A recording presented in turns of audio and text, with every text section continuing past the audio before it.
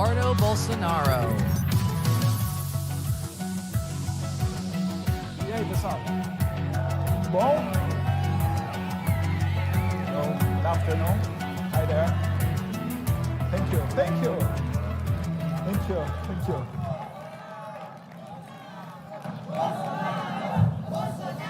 Thank you. I think we have some Bolsonaro supporters here. The great Brazilian community. I'm very happy to be here. Good afternoon, CPAC. How are you doing? It's great to be here in the land of the free and the home of the brave. I know many of you are well aware of the risks posed by unelected judges interfering with the policies of a duly elected president. Even we have all heard Elon Musk call it out. We've all heard Vice President J.D. Vance sound the alarm. And of course, we've all heard President Trump repeatedly warn that judicial overreach threatens not just his presidency, but the very foundation of the American democracy. Well, I come from the future, and I know exactly how this story can end. Okay, maybe not the future, but I come from Brazil, which is not that different, as my country has become a laboratory for censorship and judicial authoritarianism. Since 2019, it's been used as a testing ground for the judicial weaponization against conservative, libertarians, and Christians, always under the noble pretense of protecting democracy, fighting misinformation, and stopping extremism, while in reality, silencing dissidents, controlling narratives, and criminalizing opposition. We continue to face the dire consequences of this experiment every day. Just 3 days ago, my father, former president of Brazil, Jair Bolsonaro, was formally charged by the Attorney General of the current socialist government with allegedly orchestrating a coup, a Disneyland coup d'etat, as some might call it. Without weapons, without a plan, and while he wasn't even in Brazilian territory, but in Orlando, probably debating strategy with Goofy and taking national security advices from Mickey Mouse, maybe. It's really the Disneyland coup d'etat. There is no other word to talk about it. This baseless accusation, entirely devoid of evidence, is nothing more than a tool to neutralize political opposition. It mirrors the same tactics used against the opposition in Cuba, Venezuela, and Nicaragua. Yet in Brazil is perceived differently on the global stage because while its situation is in some ways even worse, the persecution is not spearheaded by the executive branch, but by the judiciary. And that makes it all the more dangerous. We are not talking about a dictatorship in the traditional sense. We are talking about a place where tyrants issue decrees and suppress opposition openly. No. In Brazil, the judicial system has been weaponized, creating an illusion of legality while systematically dismantling democracy from within. And guess who helped found this experiment? Right?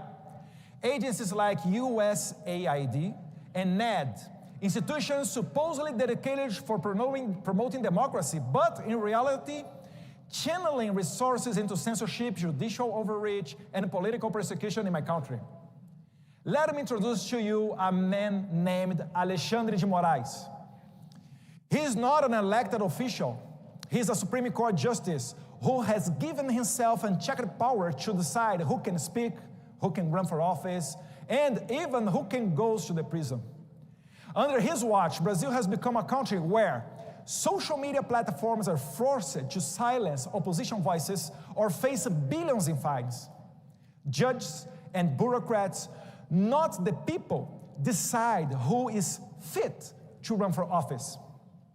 Congressmen like Daniel Silveira are thrown into jail for so-called opinion crimes, receiving an outrageous sentence of 8 years and 9 months behind bars, simply for exposing his views in a video, a punishment more fitting of a totalitarian regime than a democracy.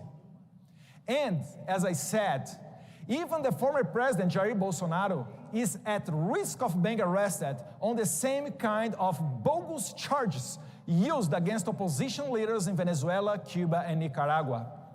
But it doesn't stop there. The judicial system has become an instrument for persecution at every level. Political parties that challenge the status quo are harassed and investigated, and some of their candidates are banned from competing fairly in elections. Independent journalists face exile or worse, imprisonment for exposing government corruption or criticizing the judiciary. Ordinary citizens who dare to express dissenting opinions on social media find themselves banned, fined, or even arrested. This is not democracy.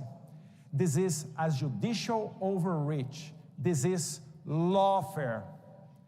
And this is what happens when courts are turned into political weapons against the will of the people. Why is it happening? Because Jair Bolsonaro currently leads all major polls outside the margin of error and is the only candidate capable of defeating the left in the 2026 election. If he is kept out of the race, Brazil will fall completely under China's influence. There is no doubt about that, and Brazil cannot be overlooked. With over 200 million people, the largest economy in Latin America, and a land mass nearly the size of the United States, its geopolitical and economic importance is undeniable. China recognized this and is actively working to pull Brazil deeper into its sphere of influence. And while you might think, this is just a Brazilian problem, it's not. This has many ramifications and has already spilled over into the United States. Here are 3 examples that should concern every American citizen. Number 1, Jason Miller's detention in 2021. An American citizen, advisor to President Trump, was detained in Brazil under politically motivated orders. His crime? Attending CPAC Brazil and supporting free speech. Number 2, Elon Musk's persecution. He was added to an illegal fake news investigation. That's right, Elon Musk is under investigation in Brazil. You should be, I don't know, maybe scared with him if he go around here, if he come around here. Threatened with billion-dollar fines and saw his company X banned in Brazil, all because he refused to comply with government censorship demands. The deep state scandal at CBP involving a Brazilian national. Number 3, Brazilian authorities in collusion with American bureaucrats manipulated U.S. immigration records to fabricate justification for the unlawful imprisonment of Felipe Martins, a former national security advisor to my father. He was subjected to solitary confinement, psychological coercion, and inhuman treatment in an attempt to extract statements that could be used to incriminate President Bolsonaro. So, think about it. If they can detain and silence American citizens, if they can control a country as large as Brazil, if they can manipulate official U.S. government's records to imprison a political opponent abroad, what else they can do? What stops them from doing the same to help terrorists, drug cartels, or transnational criminals?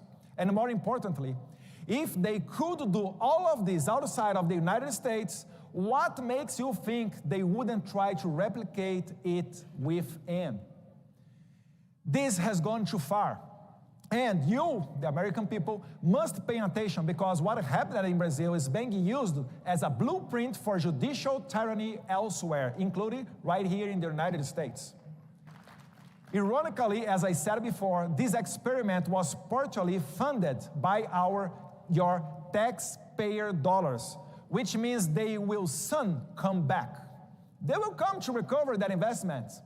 But instead of teaching leftist judges how to destroy Trump, let it serve as a warning for the American people. Freedom is fragile. And once you let unelected judges dictate your democracy, it's only a matter of time before we wake up in a country where free speech, free elections, and even freedom itself are just distant memories. Brazil was a test. Now, thank you. I told you that you have Bolsonaro supporters here.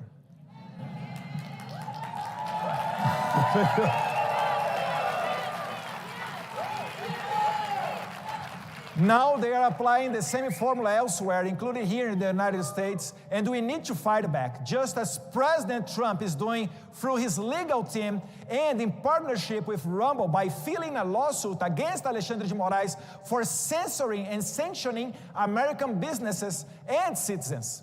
This legal battle will set a crucial precedent not just for Brazil, but for the future of the free speech and democracy in the United States as well. The globalist playbook is in full effect. If you don't fight back now, you will be the next. Learn from Brazil before it's too late.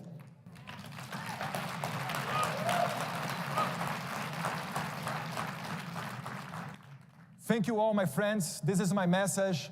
Pray for my father. Pray for the Brazilians that are in prison now, our January 8th guys. We are asking for amnesty in the Congress, and we hope receive a lot of support from you outside of Brazil, because you know how it means. God bless America. God bless Brazil. Thank you very much. Thank you.